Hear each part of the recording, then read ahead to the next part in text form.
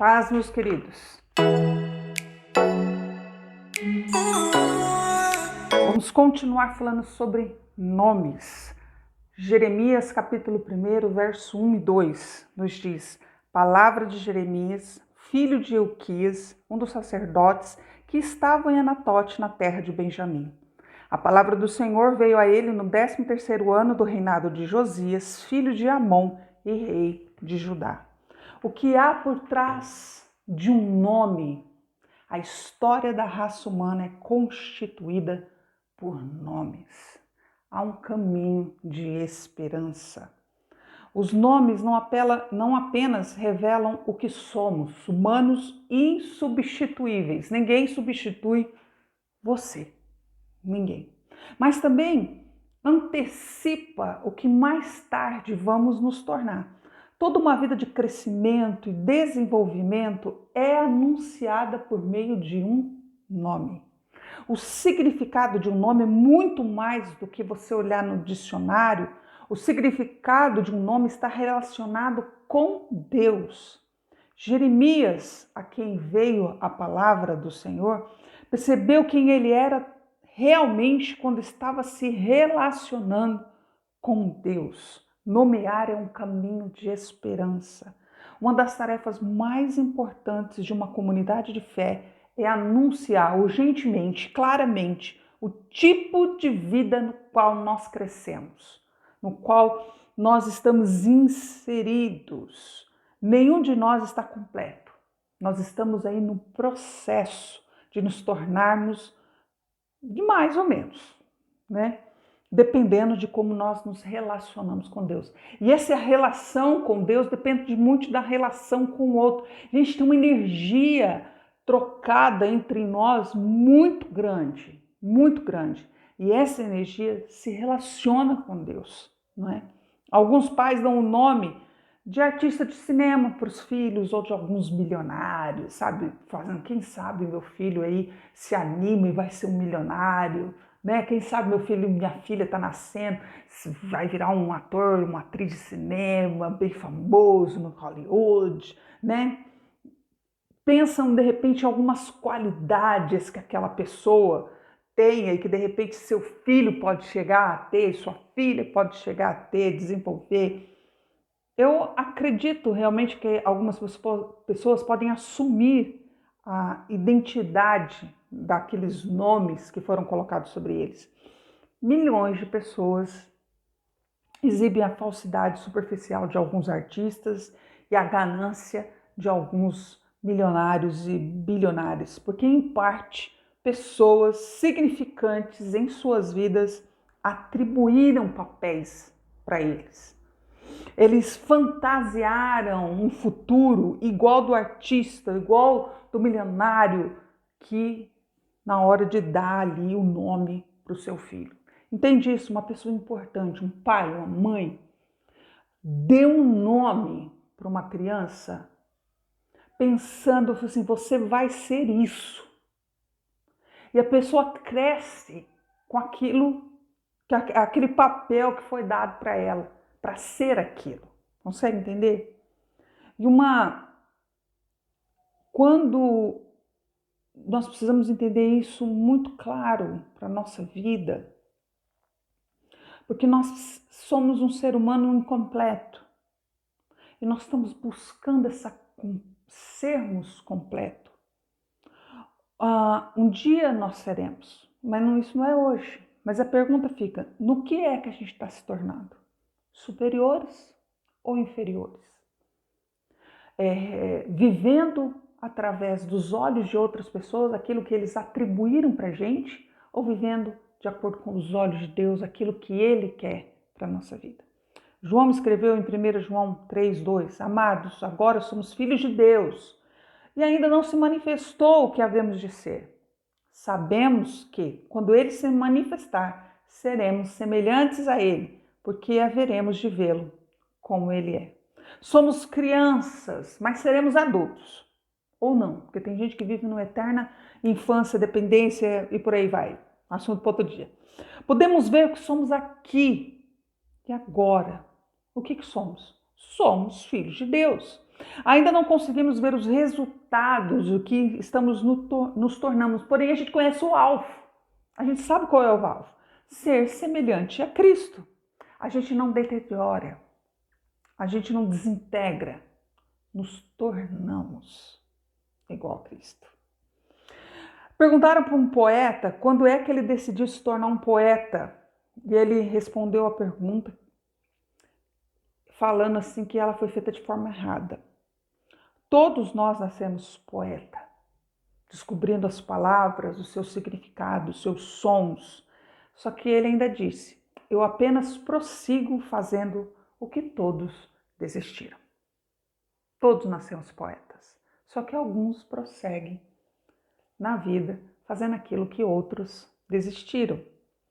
Jeremias prosseguiu realizando o que os demais começaram a fazer. Ou seja, toda a humanidade. Ele prosseguiu fazendo aquilo que os outros desistiram. Ele não parou. Por mais de 60 anos, Jeremias viveu o significado do seu nome. O significado exato de Jeremias é um pouco incerto. Pode ser aquele que exalta o Senhor ou ainda o Senhor lança. Seja como for, é certo que o Senhor, o nome pessoal de Deus, estava no nome daquele profeta. No dia em que seu filho nasceu, Ilquias, sua esposa, deram um nome, olhando lá para o futuro, vendo como é que Deus agiria na vida daquele menino. Eles tinham esperança que Deus seria exaltado na vida do filho. Eles tinham esperança de que Jeremias seria lançado como uma flecha de Deus no meio de uma geração corrupta. E a vida de Jeremias foi composta pela ação de Deus. Os seus pais tinham esperança de que a vida de Deus encontraria uma expressão naquele menino. Dar o nome a um filho não deve refletir uma satisfação, um capricho, é uma expressão de esperança relativa ao futuro. Nenhuma criança é somente uma criança. Cada uma delas é uma criança por meio da qual Deus pretende realizar uma obra gloriosa e grandiosa. Ninguém é somente um produto dos genes dos seus pais. Quem nós somos e quem nós seremos é definido pelo que Deus é e faz em nós. O amor, a providência, a salvação de Deus são incluídos na realidade da nossa existência, junto com o nosso metabolismo, o nosso tipo sanguíneo, nossas impressões digitais, a impressão de íris. A maioria dos nomes das pessoas ao longo da história de Israel foi composta com o nome de Deus. O nome antecipava o que cada uma dessas pessoas seriam quando crescesse. Josias significava Deus sara, Joaquim, o Senhor eleva, Zedequias, o Senhor é justo, Jeremias, o Senhor exalta, o Senhor lança. Algumas dessas pessoas viveram de acordo com o significado dos seus nomes, entre eles Josias e Jeremias. Outros, como Joaquim e Zedequias, não justificaram o nome que ostentavam. O nome próprio, não uma função. É o nosso passaporte para a realidade. Um nome próprio, não uma função. Nós temos a opção de viver com base no que as pessoas pensam ou viver de acordo com a individualidade, a singularidade com que fomos criados por Deus.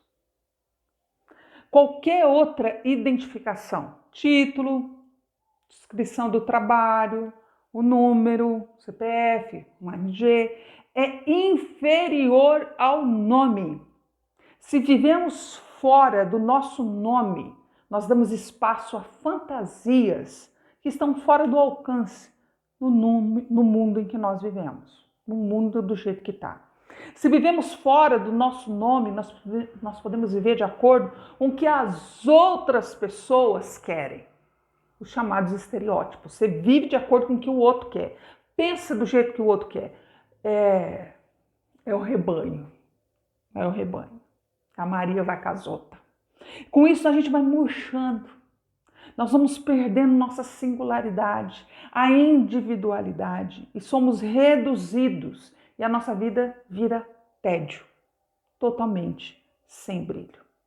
Jeremias, um nome ligado à ação de Deus. Deus era a única coisa mais importante para ele do que o seu próprio ser. Ele lutou em nome de Deus e ele foi crescendo. Ele foi amadurecendo no curso desse processo. Ele sempre buscou alcançar novos limites, encontrar mais verdades, se tornando mais íntimo de Deus e mais ele se tornou aquilo que Deus queria para ele. Um ser humano, cada vez mais completo. Ele se recusou a aceitar os papéis que estavam ali disponíveis e viveu a identidade que o seu nome trazia. E por ser íntegro, verdadeiro e expor aquela superficialidade que todos os seus conterrâneos, o povo da época estava vivendo, os escribas, os sacerdotes, se levantaram para destruir Jeremias. E você pode ver, acho que é Jeremias 18 diz isso. Isso porque eles tinham medo da verdade. Eles tinham medo de integridade. Eles tinham medo de uma vida gasta para Deus. Eles tinham medo disso. E eles se sentiam ameaçados por Jeremias, porque Jeremias vivia isso. E o meu desafio para você, mude seu nome, mude sua história. Coloque Deus no teu nome. Meu nome, Adriana de Deus. Coloque Deus no seu nome, na tua vida, nos teus planos, nos teus sonhos. Sonhe os sonhos de Deus. Volte a ser uma criança. Seja um herói da fé, para que seu nome seja colocado, seja digno de ser colocado em Hebreus 11. Sabe aquela música? Quero ser como criança. Voltar lá atrás, sabe assim? Voltar à inocência, essa música diz. E acreditar em ti, a música continua. Se lançar nos braços do Senhor e ser pego por Ele. Volta a ser como criança. Seja digno de ter teu nome na galeria de Hebreus 11. Pare de sentir pena de você. Você não é digno de pena. Você é digno do amor de Deus, tanto que Cristo morreu por você. Você não é digno de pena. Não é. Pare de sentir pena de você. Pare de mimimi. Você não é digno de pena. Coloque Deus na sua história, como Jeremias colocou. Deixe Deus realmente ser inserido na sua história. Porque muitas vezes nós falamos que Deus reina em nós.